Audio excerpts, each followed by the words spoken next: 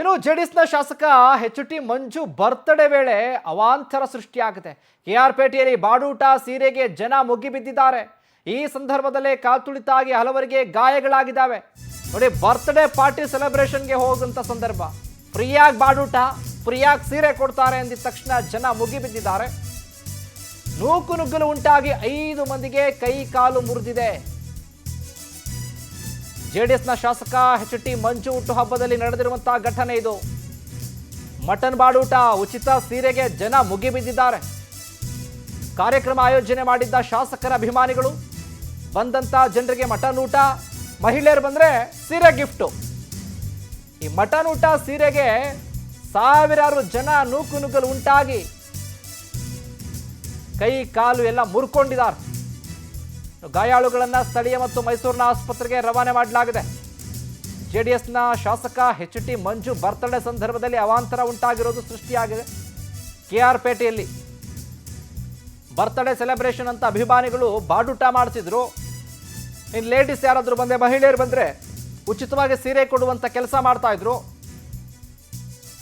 ಸೀರೆನೂ ತಗೊಂಡು ಊಟನೂ ಮಾಡ್ಕೊಂಡು ಹೋಗೋಣ ಅಂತ ಜನ ಬಂದಿದ್ರಲ್ಲ, ಆಗ ನೂಕು ನುಗ್ಗಲು ಉಂಟಾಗಿದೆ, ಘರ್ಷಣೆ ಉಂಟಾಗಿದೆ, ಕೈ ಕಾಲು ಮುರ್ಕೊಂಡಿದ್ದಾರೆ 5 ಜನ.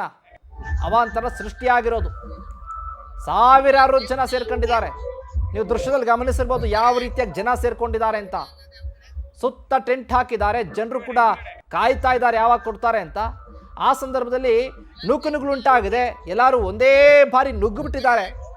ಆಗ ಬಿದ್ದು ಅಥವಾ ಅಲ್ಲಿ ಜಾಸ್ತಿ ಜನ ಇರೋದ್ರಿಂದ ಕೈ ಕಾಲು ಮುರ್ಕೊಂಡಿದ್ದಾರೆ. ಅವ್ರನ್ನ ಆಸ್ಪತ್ರೆಗೂ ಕೂಡ ದಾಖಲು ಮಾಡಿದ್ದಾರೆ.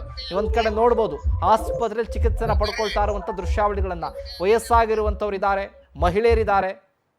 ಬರ್ತ್ಡೇ ಸೆಲೆಬ್ರೇಷನ್ ಅಲ್ಲಿ ಆಗಿರುವಂಥ ಅವಘಡ ಇದು. ಅವಾಂತರದಿಂದಾಗಿ ಸಾರ್ವಜನಿಕರಿಗೆ ಸಂಕಷ್ಟ ಎದುರಾಗಿದೆ.